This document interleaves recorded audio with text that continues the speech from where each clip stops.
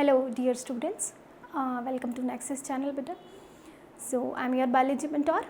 तो आज की इस क्लास में हम आपका चैप्टर जो है वो डिस्कस करेंगे, that is cell cycle and cell division. It is quite important topic. इसमें हम स्पेसिफिकली डिस्कस करेंगे mitosis, and along with mitosis we are going to discuss about the chromosome is its structure also. Okay, so without any delay let us begin with the class. सबसे पहले बेटा बात करते हैं कि what is this chromosome. Chromosome है क्या ना बेटे. इसको ना थोड़ा सा हम ना पहले से समझने की कोशिश करते हैं. सपोज बेटा this is a cell and this is a nucleus. This is nucleus and this is cell. Nucleus के अंदर ये एक लॉन्ग क्रोमैटिन थ्रेड होता है, काफ़ी लॉन्ग. ठीक है, this is called as chromatin thread भी बोल सकते हैं इसको, क्रोमैटिन फाइबर भी बोलते हैं. Okay, so this cell is at rest. When the cell at rest, जब उसको कुछ भी सेल डिवीज़न नहीं करनी, उसको कोई भी सेल डिवीज़न नहीं करनी, वो आराम से बस बैठा है, तो सेल इज़ एट रेस्ट. तो उसके अंदर जो क्रोमोसोम होगा, जो ये क्रोमैटिन थ्रेड होगा, ऐसे खुला पड़ा होगा.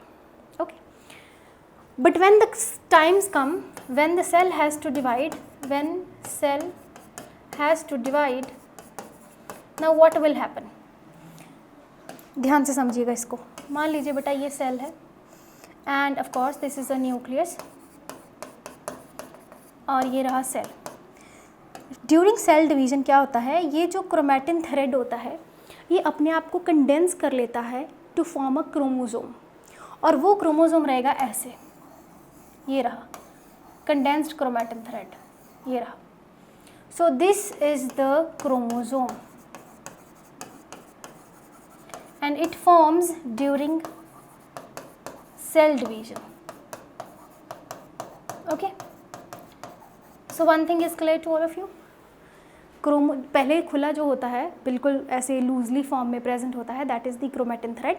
But when the cell has to divide, this chromatin thread gets converted to form a chromosome. Now what is the chromosome now? See, this is the chromosome. ये रहा chromosome. Okay, ये वाला जो सेंटर वाला पार्ट होता है, this is called as chromatin. Oh sorry, this is known as centromere. Sorry beta, my mistake. This is known as centromere, central part, centromere. और ये क्रोमोसोम है, इसके जो एंड्स होते हैं, the ends of the chromosomes, these are called as telomere. Okay, now the question is, ये इसके अंदर क्या प्रेजेंट है. सी, ये जो हमने क्रोमैटिन थ्रेड बनाया, एक्चुअली में बेटे क्रोमैटिन थ्रेड के अंदर दो चीज़ें प्रेजेंट होंगी. एक तो प्रेजेंट होगा हमारा डीएनए, डीऑक्सीराइबोन्यूक्लिक एसिड, जो कि हमारा जेनेटिक मटेरियल कंट्रोल करता है. अब कोई भी चीज़ बेटा बहुत लंबी है, तो there is a need to coil that thing. हमें चाहिए कि हम उस चीज़ को जो बहुत लंबी पड़ी है, थ्रेड लाइक है, उसको सेल के अंदर हमें पैक करना है. तो क्या होगा, डीएनए को कॉइल कर दिया जाएगा. कॉइल किसके अराउंड किया जाएगा, around a protein called as histone. You don't need to get into detail, you just need to understand this. Okay, so DNA structure जो है, it is coiled with the help of histone proteins and hence it forms a long chromatin fibre. अब ये जो DNA होता है, this structure is like this. This is the DNA and over the DNA. अब DNA किस चीज़ का बना है, सुन लीजिए. एक होते हैं बेटे इसमें नाइट्रोजनस बेसिस, साथ में कुछ एक होती है शुगर और साथ में होती है फॉस्फेट. नाइट्रोजनस बेसिस होते हैं एडेनिन, गुआनिन, साइटोसिन, थायमिडीन. ठीक है, ये डीएनए के अंदर नाइट्रोजनस बेसिस होते हैं. क्लियर बेटा. इसमें जो एडेनिन होगी वो हमेशा डब2 हाइड्रोजन बॉन्ड्स बनाएगी थायमिडीन के साथ, और जो गुआनिन होगा वो 3 बॉन्ड्स बनाएगा with the help with cytosine. Okay, so this is the actual structure of DNA. ठीक है, अगर ये कॉइल्ड है तो यहाँ पर ये प्रेजेंट होंगे एडेनिन. अगर मैं इसको थोड़ा सा और खुला बना दूँ डीएनए को, let us see here. So it is like this. So ये रहा adenine, 2 bonds with thymidine, guanine 3 bonds with cytosine. तो ऐसे करके न्यूक्लियोटाइड्स प्रेजेंट होते हैं डीएनए में. ठीक है, जो शुगर होता है और जो फॉस्फेट होती है, दे फॉर्म द बैकबोन. ये जो 2 strands हैं, these 2 strands are formed with the help of sugar and phosphate, और बीच में उनके प्रेजेंट होते हैं नाइट्रोजनस बेसिस जो जोड़ के रखते हैं. And one thing very important, our DNA is negatively charged, okay, and the histone proteins are positively charged, hence there is attraction and they helps in the coiling. तो वो coiling में मदद भी करते हैं. ठीक है बेटा, I hope this is clear to all of you. Now अब इतना लंबा ये क्रोमैटिन थ्रेड है, ठीक है. How it forms a chromosome? अब क्रोमोसोम जो होती है, this is condensed form of chromatin thread. Let us discuss it here. Chromosomes are highly condensed coiled chromatin fiber, as I already told you. It is firstly discovered by Walter Fleming in 1882 in rapidly dividing cells of larvae of salamander. Okay. Now, what is the composition of this chromatin? DNA plus histones. I have already told you. And the DNA is this double-stranded structure. Let me make it little loose. ठीक है.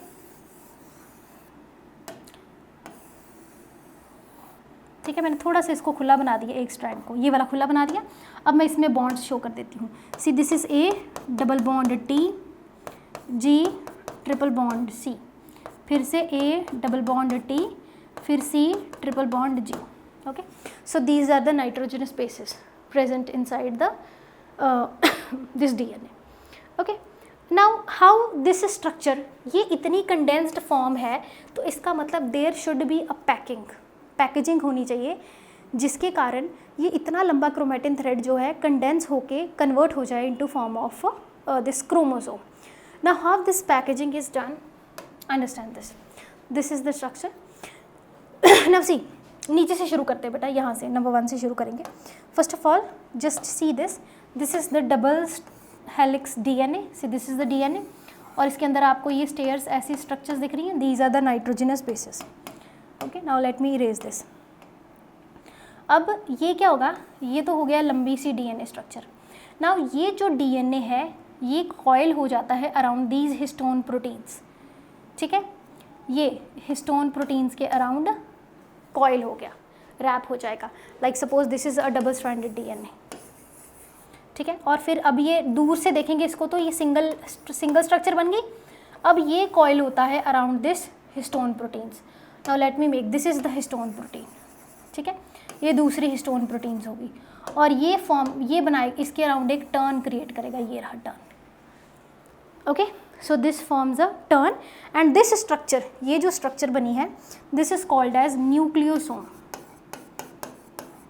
Nucleosome ये जो coiled structure है जिसमें DNA भी present है और histone proteins भी प्रेजेंट है, this is called as nucleosome. और ये एक लॉन्ग थ्रेड लाइक स्ट्रक्चर बना देगी ये वाली. This is called as chromatin fibre. ठीक है, this is known as chromatin fibre. Clear. Now अब ये क्रोमैटिन फाइबर क्या होगा, और ज़्यादा कंडेंस्ड होता जाएगा, और ज़्यादा कंडेंस्ड होगा, इतना कंडेंस कि ये अल्टीमेटली बना लेगा एक क्रोमोसोम. ठीक है, it will ultimately leads to form a chromosome. Clear बेटे. और ये जो क्रोमोसोम है, these 2 arms, these are known as chromatids. These are known as chromatids. So but this is how the DNA is coiled inside the nucleus in the form of chromosomes. I hope this point is very much clear. अब आगे चलते हैं बेटा. So this is all about the chromosome. Now what are the genes? Genes are the specific sequence of nucleotides on a chromosome that encode particular proteins which express in the form of some particular features of the body. देखिए बेटा, हमारी body में मैंने आपको कहा कि जो हमारा ये DNA है, this DNA deoxy ribo nucleic acid. ठीक है, इसका एक पर्टिकुलर सीक्वेंस, कुछ एक सीक्वेंस होते हैं, डिवाइड होते हैं DNA, कुछ एक सीक्वेंस जो होते हैं they helps to formation of a particular proteins and these sequence are known as genes, जो कि एक पर्टिकुलर प्रोटीन्स बनाते हैं. और फिर ये जो होती हैं they control the particular characters of the body. Characters जैसे कि हाइट कैसी होगी हमारी, हमारी आइज़ का कलर कैसा होगा, हेयर्स का कलर कैसा होगा, हमारी बॉडी की शेप कैसी होगी, everything it is controlled by these genes. Now the genes are the sequence of the DNA, of course. Now अगर ये क्रोमोसोम है, ठीक है, सो दिस इज सेंट्रोमियर. अब ये क्रोमोसोम के अंदर जो है वो कंडेंस्ड न्यूक्लियोसोम प्रेजेंट है, just like this. Okay, if I draw, अब इसके ऊपर ये क्रोमैटिन थ्रेड के अंदर क्या प्रेजेंट है, DNA plus histone proteins. Now ये जो डीएनए है इसका पर्टिकुलर सीक्वेंस जो है वो बनाता है एक जीन, और ये जो जीन होती है it controls a particular character of the body. Clear? Now if the questions come where the genes are present on chromosome. What is a gene? Gene is a particular segment of DNA which controls the specific characters of the body. Okay beta, I hope this is clear to all of you. So let us begin. हाँ जी. Now the question is why a cell needs to divide, why there is need of cell division, why? हमारी body जो होती है continuously इसके अंदर जो cells होते हैं वो डिवाइड कर रहे होते हैं for the performance of different functions. For example जैसे मैंने लिखा यहाँ पर, new cells need to be produced for first of all is growth. Of course बेटा हमारी ग्रोथ होती है, so this is with the help of this cell division. Second is for replacement.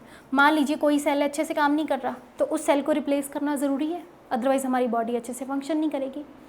So also for the cell replacement, कोई body में अच्छी organelle काम नहीं कर रही तो वो सब कुछ के लिए कौन मदद करता है, ये सेल डिवीजन मदद करती है.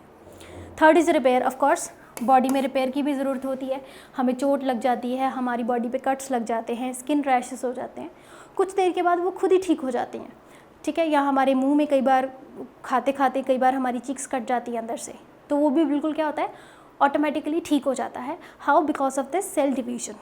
Okay, and of course reproduction में सेल डिवीजन का एक इम्पॉर्टेंट रोल होता है.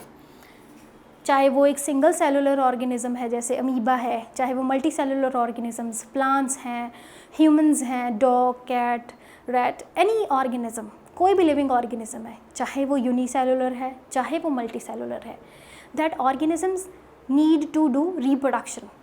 ठीक है, so how this takes place? This also takes place with the help of cell division. So cell division is ultimately very important for our body. Now अब हमारी body में different types of cell divisions भी होती हैं related to this. सो उससे पहले मैं एक आपको चीज़ बताना चाहती हूँ. जैसे मान लीजिए कि ह्यूमन सेल है, ह्यूमन सेल ये डिवाइड करता है बेटे अप्रॉक्सीमेटली इंटू 24 आवर्स में. ठीक है, वेयर एज जो यीस्ट होती है it divides in 90 minutes. Yeast cell it divides in 90 minutes. इसके अलावा मुझे आपको एक बहुत इंपॉर्टेंट चीज़ बतानी है. बेटर है कि बहुत लोगों को तो पता होगी, many of you know this, but still I wanted to clear. देखिए, इन ह्यूमंस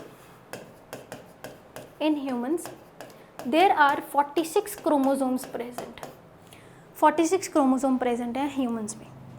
अब 46 नंबर ऑफ क्रोमोसोम प्रेजेंट है, तो ये 46 जो क्रोमोसोम्स होते हैं ना, ऐसे जैसे मान लो मैंने ये बना दिया, दिस इज़ 1, ये 2, तो 46 क्रोमोसोम अकेले नहीं होते, they are in a pairs. So there it means there are 23 pairs of chromosomes in humans.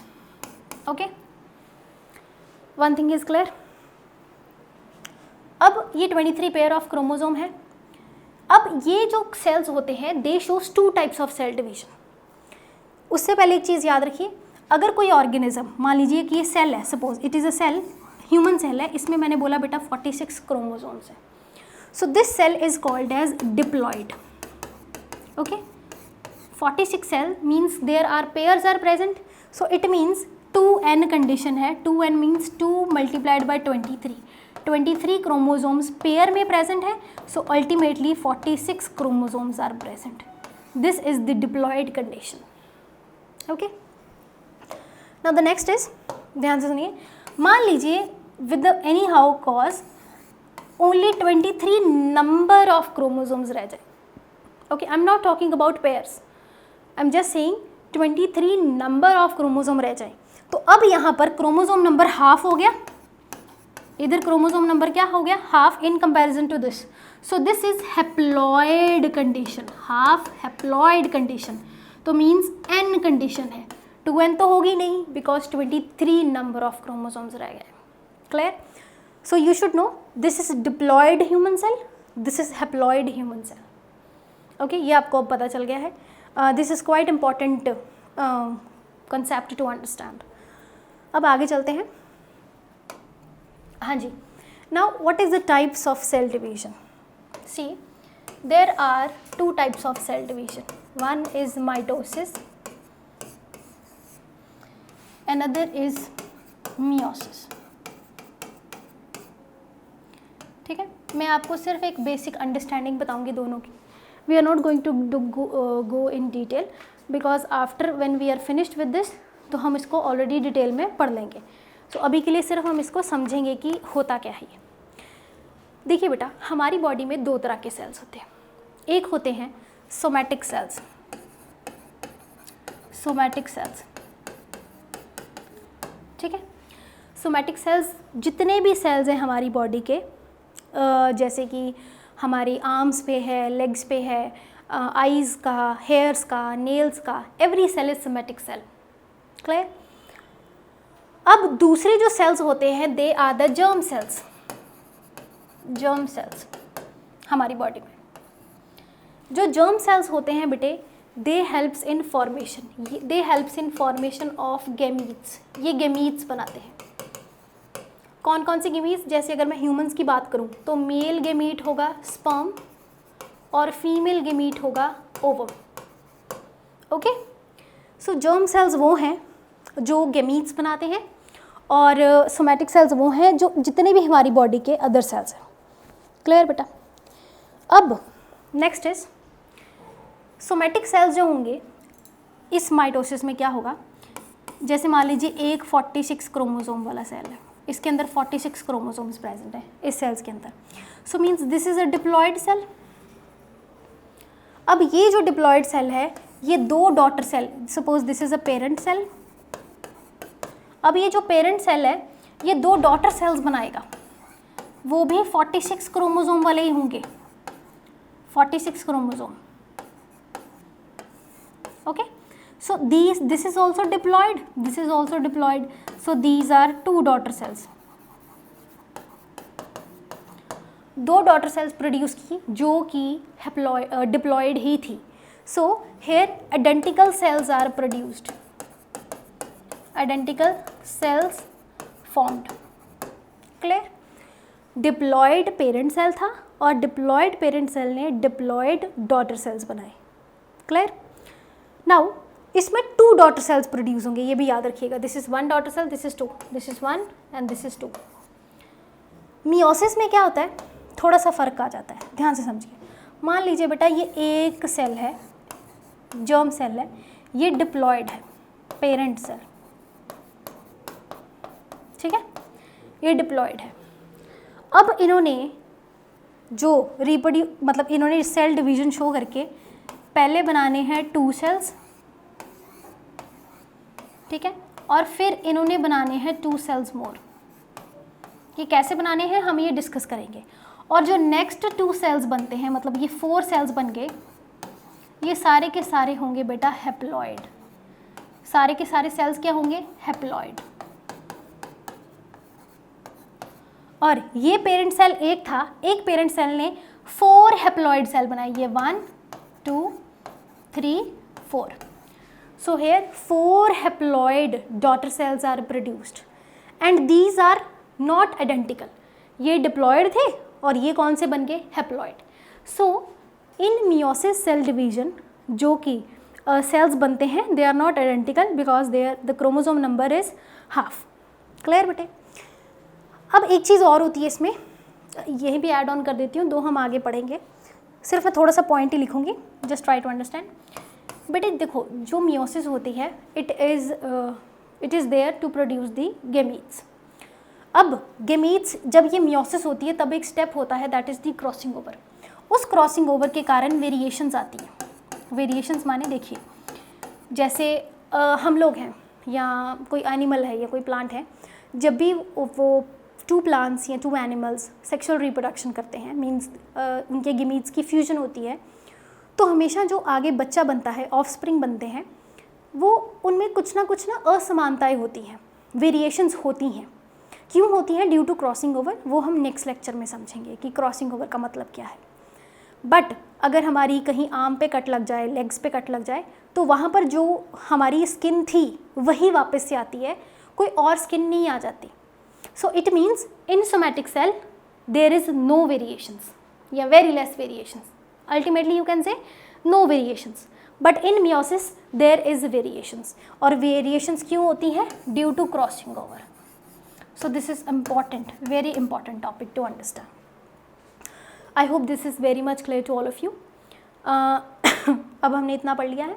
Basically आपको पता चल गया है कि जो माइटोसिस होती है वो सोमैटिक सेल्स में होती है, जो मियोसिस है वो जर्म सेल्स में होती है। अब माइटोसिस में एक पेरेंट सेल 2 डॉटर सेल्स बनाते हैं identical, but in meiosis 1 parent cell जो कि डिप्लॉयड है वो 4 हैप्लॉइड डॉटर सेल्स प्रोड्यूस कर सकते हैं या गेमीट्स प्रोड्यूस कर सकते हैं। ठीक है बेटा, so this is all about this. Now we should discuss about the cell division, actual cell division की वो होती कैसे है। इस वीडियो में हम स्पेसिफिकली बात करेंगे बेटा माइटोसिस की। चलिए आगे चलते हैं। So what is the mitosis? Cell division in which one parent cell divides into 2 identical daughter cells. I had already told you. Suppose this is a 46 chromosome diploid और ये divide होगा into 2 daughter cells 46 and 46. So these are the 2 daughter cells. Okay. So same normal chromosome number is maintained at each cell division. जैसे बेटे यहाँ पर 46 chromosomes थे, तो जो डॉटर सेल्स बनी हैं उनमें भी 46 क्रोमोसोम ही रहेंगे, कोई भी चेंजेस नहीं आएंगे। ओके, नाउ सेल डिवीज़न आगे हम पढ़ते हैं। दिस देखिए बेटा, इस सेल डिवीज़न में क्या है, सबसे पहले जो सेल होता है ना, एक्चुअली 2 फेसेस में होती है माइटोसिस। एक होता है बेटा फर्स्ट फेज जो होता है दैट इज़ द इंटरफेस, लिख देती हूँ मैं यहाँ पर साइड पे,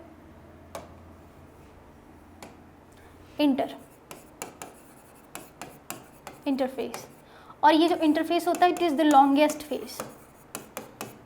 सेकेंड फेज जो होता है that is the M phase. M phase के अंदर फर्दर डिफरेंट स्टेप्स होते हैं जिसमें क्या होते हैं, पी मैट कंडीशन होती है। इसको ऐसे याद करना है, पी मैट। पी माने prophase, M means metaphase, A means anaphase, T means telophase. Okay, और ये सारे के सारे जो स्टेप्स होते हैं this is for karyokinesis. Karyokinesis means division of nucleus. और इसके बाद जो होगा नेक्स्ट स्टेप होगा cytokinesis, means division of cytoplasm.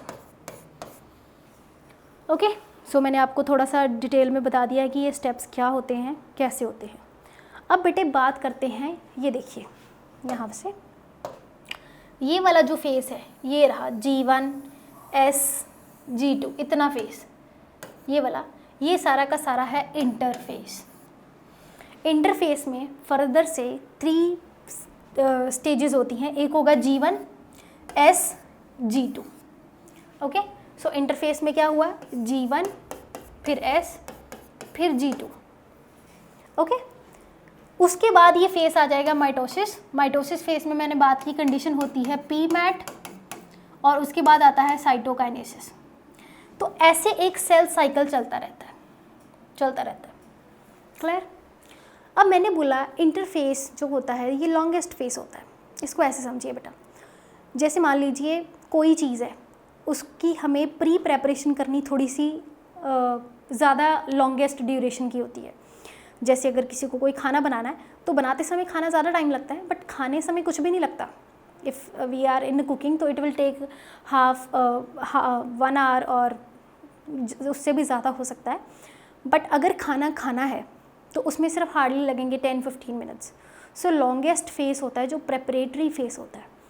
यहाँ पर भी बेटे जो इंटरफेस होता है वो लॉन्गेस्ट फेस होता है, क्योंकि वही फेस जो होता है वो सेल को प्रिपेयर करता है for the process of cell division. अब उसमें से भी 3 फेस होंगे, पहला होगा G1 फेस। G1 फेस में क्या होगा बेटे, RNA और प्रोटीन की सिंथेसिस होगी। जो माइटोकॉन्ड्रिया वो डिवाइड करेगा, जो क्लोरोप्लास्ट है वो डिवाइड करेगा। If it is animal cell तो माइटोकॉन्ड्रिया तो करेगा ही करेगा, इफ़ इट्स प्लांट सेल तो क्लोरोप्लास्ट भी डिवाइड करेगा। सो G1 फेस में सिर्फ क्या हो रहा है, प्रोटीन्स बन रही है, RNA सिंथेसिस हो रही है, मीन्स सेल का नॉर्मल मेटाबॉलिज्म है, और माइटोकॉन्ड्रिया और क्लोरोप्लास्ट डिवाइड हो रही हैं। मैं लिख देती हूँ RNA plus some protein synthesis, इसके अलावा माइटोकॉन्ड्रिया प्लस क्लोरोप्लास्ट। अगर वो एनिमल सेल है तो प्लांट सेल है तो क्लोरोप्लास्ट क्या होगा, वो डिवाइड हो जाएगा। तो ये रहा G1 फेस।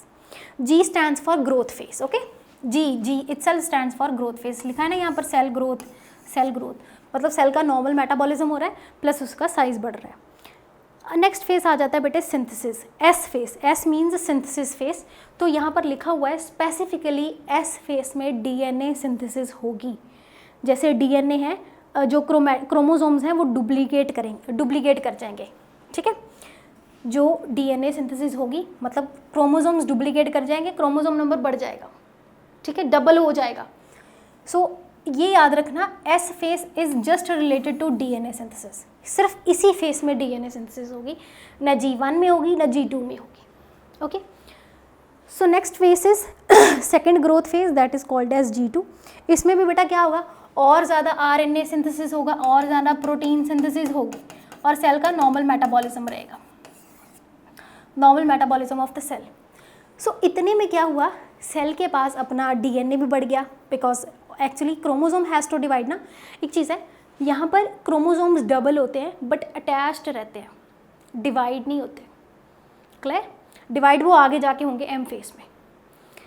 अब इसमें सेल ने प्रिपेयर किया, ठीक है, ऑर्गेनेलीज का नंबर डिवाइड किया, अपना क्रोमोसोम्स को डुप्लीकेट किया for the actual cell division. अब फिर जो होगा, सेल एंटर करेगा बेटे into this step that is M phase. M stands for mitosis here. Okay, तो M में मैंने आपको याद रखा है, आपको याद रखना है PMAT। हम ये सारी सिचुएशन पढ़ेंगे मियोसिस वाली। ओके, और उसके बाद क्या होगी, साइटोकाइनेसिस होगी, और एक सेल जो था जहाँ यहाँ से शुरू हुआ था सिंगल सेल 46 क्रोमोसोम वाला, और अल्टीमेटली यहाँ पर 2 डॉटर सेल्स प्रोड्यूस हो जाएंगे 46। ओके, अब हम ये समझते हैं कि what is how this PMAT M phase takes place. हाँ जी, तो ये रहा, see first this is interphase, यहाँ पर क्रोमोसोम जो है ऑलरेडी डिवाइड हो गए। तो अब हमें याद रखना है PMAT। So this is prophase and this is prometaphase. Metaphase से पहले की स्टेज, ये second phase, third phase, fourth phase and ultimately fifth is cytokinesis. अब समझिए बेटा, सबसे पहले रहेगा इसमें प्रोफेस। प्रोफेस में क्या होगा, बेसिकली देखिए, जो सेल है वो अपने आप को डिवाइड करने की कोशिश कर रहा है। जो ये एनिमल सेल होता है, एनिमल सेल में एक चीज़ समझ लीजिए, एनिमल सेल में प्रेजेंट होते हैं सेंट्रोजोम, या कई बार हम इसको सेंट्रोजोम भी कह सकते हैं, but we can say this centriole present इस एनिमल सेल में प्रेजेंट होते हैं सेंट्रियोल्स, और ये 2 सेंट्रियोल्स प्रेजेंट होते हैं। पहले मान लीजिए जब सेल को पता है कि उसने सेल डिवीजन शुरू करनी है, मान लीजिए ये सेल है, ये 2 सेंट्रियोल्स हैं, ये ऐसे हैं। जब इसको पता चला कि this cell has to divide, now this will start going opposite to the poles. जैसे एक इधर आ जाएगा और दूसरा इधर चला जाएगा, ऑपोजिट पोल्स पे मूव करेंगे। क्योंकि बेटे ये जो सेंट्रियोल्स होते हैं ना, दे प्रोड्यूस एस्ट्रल रेज, और ये जो रेस्ट्रल रेज होती हैं ये क्रोमोसोम के साथ बाइंड करके क्रोमोसोम्स को पुल करने की कोशिश करती हैं, खींचती हैं टुवर्ड्स ईच अदर, मतलब opposite each other, towards opposite poles. Okay, so this plays a important role. Now सबसे पहले क्या हुआ, सेंट्रियोल्स ऑपोजिट पोल पे जाना शुरू किए, क्रोमोसोम्स जो थे डिस्टिंक्ट हो गए, क्योंकि डुप्लीकेट तो बोटा ऑलरेडी वो हो ही चुके थे उसमें सिंथेसिस S फेस में, ठीक है। तो जो सिस्टर क्रोमैटिड्स हैं, एक चीज़ याद रखिएगा, मैंने बोला कि बेटा ये क्रोमोसोम है, पेयर में था, ये डिवाइड हो गया और इसने अपने बना दिया 4, मतलब डुप्लीकेट हो गए। सपोज ये एक है, ठीक है, और ये रहा दूसरा। अब ये जो है आपस में, these are called as sister chromatids. Okay, sister chromatid जो बिल्कुल डुप्लीकेट है एक दूसरे की, जैसे ये एक है और इसकी बिल्कुल डुप्लीकेट, ये आपस में क्या हुई, sister chromatids. This formed due to DNA synthesis. अब क्या होगा, ये जो सिस्टर क्रोमैटिड्स होंगी ये सेंट्रोमियर के साथ अभी भी अटैच्ड हैं, वो अभी तक डुप्लीकेट नहीं हुई। साथ में क्या होगा, जैसे ये सेल है, ये सेल के अंदर ये न्यूक्लियस है और यहाँ पर एक सेंट्रियोल इधर आ गया, दूसरा सेंट्रियोल इधर आ गया, और ये जो क्रोमोसोम होंगे ये अपने आप को ऐसे रखेंगे, और यहाँ पर जो न्यूक्लियोलस था वो डीजनरेट होगा, और ये जो न्यूक्लियर एनवेलप था ये भी डीजनरेट होना शुरू कर देगा। ठीक है, ये दोनों डीजनरेट करना शुरू कर देंगे इन द प्रोफेज। ओके बेटा, नेक्स्ट इज मेटाफेज। बेटा मेटाफेज से सिर्फ आपको एक चीज़ याद रखनी है, मेटाफेज मीन्स मेटाफेजिक प्लेट। ठीक है, मेटाफेजिक प्लेट में क्या होगा, ये जो क्रोमोसोम है देखिए ये बिल्कुल पहले डिस्टिंक्ट है, ऐसे पड़े हुए हैं, धीरे धीरे ये अपने आप को अलाइन करना शुरू किया इन्होंने एक लाइन में, इन्होंने एक लाइन में आना शुरू किया, और फिर ये देखिए मेटाफेज में क्या हुआ, ये बिल्कुल सेंटर में आ गए, एक लाइन में असाइन हो गए। So this formed a metaphasic plate. ठीक है, क्रोमोसोम जो हैं वो बिल्कुल सेंटर में आ चुके हैं, और ये जो सेंट्रियोल्स हैं इन्होंने ये वाइट जो हैं ये निकाले हैं एस्ट्रल रेस, ये अटैच कर जाएंगे अब क्रोमोसोम के साथ। ठीक है बेटा, सो स्पिंडल फाइबर ये जो निकले हैं, these centrioles will form spindle fibres, जिसके साथ ये क्रोमोसोम अटैच हो गए। जैसे मान लीजिए ये क्रोमोसोम रहा, ठीक है, और ये पेयर में क्रोमोसोम अटैच्ड है। बेटे इसके अराउंड एक स्पेस प्रेजेंट होगी जिसको बोलेंगे काइनेटोकोर, और यहाँ पर ये स्पिंडल फाइबर्स अटैच हो गए इस काइनेटोकोर के साथ। क्लियर, और ये बिल्कुल सेंटर में अलाइन हो गए। This is all in metaphase. Now अब एनाफेज में क्या होगा बेटे, जो क्रोमैटिड्स खुद में अटैच थी, ये जो एनाफेज है, अब जो क्रोमैटिड्स खुद में अटैच थी ये आपस से दूर जाना शुरू हो गई। देख सकते हैं आप, कुछ एक इधर आनी शुरू हो गई, कुछ एक इधर जानी शुरू हो गई। सो अब उन्होंने दूर जाना शुरू कर दिया एक दूसरे से। This is the anaphase. और बेटे ये एनाफेज बहुत इंपॉर्टेंट है, क्योंकि इसमें क्या होगा, जो ये स्पिंडल फाइबर्स हैं ये छोटे होने शुरू हो जाएंगे, और ये मूव करना शुरू कर देंगे टुवर्ड, जो क्रोमोसोम्स की कॉपीज़ हैं ये मूव करना शुरू कर देंगे टुवर्ड्स ऑपोजिट पोल्स। नाउ बेटा नेक्स्ट इज टीलोफेज। टीलोफेज में क्या होगा, जो स्पिंडल फाइबर्स हैं वो बिल्कुल ही ख़त्म हो जाएंगे, डिसअपियर हो जाएंगे। जो न्यूक्लियोलस ख़त्म हुआ था, डीजनरेट हुआ था, वो दोबारा से रीअपियर होना शुरू हो जाएगा। ठीक है, और ये जो क्रोमोसोम्स थे ये वाले, ठीक है, ये धीरे धीरे खुल के ये क्रोमैटिन थ्रेड बनाना शुरू कर देंगे, लूज सा। क्रोमोसोम जो है वो डिज़ोल्व होना शुरू कर देंगे। ओके, नाउ साइटोकाइनेसिस में बेटे मैंने बताया कि आपको साइटोप्लाज्म की जो है कंस्ट्रक्शन, यहाँ पर देख सकते हैं आप, कंस्ट्रक्शन शुरू होगी थोड़ी सी। अब साइटोकाइनेसिस में बिल्कुल ये दोनों सेल जो होंगे ये आपस में से डिवाइड हो जाएंगे, सेपरेट हो जाएंगे। That is called as cytokinesis. Clear बेटा? I hope this is clear to all of you. So this is all about this cell division, mitosis. दोबारा से थोड़ा सा मैं आपको बता देती हूँ, जस्ट ट्राई टू अंडरस्टैंड। तो मैंने बात की for first of all phase शुरू होगा इंटरफेस। रिकॉल कर रही हूँ, ठीक है, थोड़ा सा रिकॉल कर रही हूँ बस। इंटरफेस जो लॉन्गेस्ट फेस होगा इसमें G1, S, G2 फेस हुए। उसके बाद सेल जो था एंटर किया into M phase. M face में सिचुएशन रहेगी P-मैट, ठीक है, और फिर उसके बाद आएगा साइटोकाइनेसिस, और जो सेल होगा वो अल्टीमेटली डिवाइड हो जाएगा into 2 daughter cells, 46 chromosome. I am specifically talking about mitosis here. Okay, कई बार क्या होता है बेटे, ज़रूरी नहीं है हर सेल डिवाइड करे, ठीक है, it's not compulsory that every cells has to divide, but sometimes if the cell thinks कि अभी उसे डिवीजन की ज़रूरत नहीं है, तो यहाँ से साइटोकाइनेसिस के बाद वो सेल जो होंगे वो G0 फेस में एंटर कर जाते हैं। क्विजेंट फेस, उसमें जो होता है सेल वो अपनी सेल डिवीजन को अरेस्ट कर लेता है, वो नॉर्मल सेल बन जाता है। उसमें जितने भी क्रोमोसोम्स हैं वो दोबारा से डिसॉल्व होकर क्रोमैटिन थ्रेड बना देते हैं। क्लियर बेटा? Now if somebody will ask you what is the significance of mitosis, तो बिल्कुल वही है जो सेल्स जो हमने पढ़े हैं पहले कि why we need a cell division for the growth, repair, replacement. Okay, and of course जो सेक्सुअल रिप्रोडक्शन में वो हम बाद में बात करेंगे कि कैसे काम करता है इसमें। सो this is all about mitosis here. So I hope the basic concepts related to this topic is very much clear. So in next class बेटे we are going to discuss meiosis, और साथ में हम इसके थोड़े से डिफरेंस और पढ़ेंगे माइटोसिस और मियोसिस के. So I will see you in the next class. God bless you बेटा.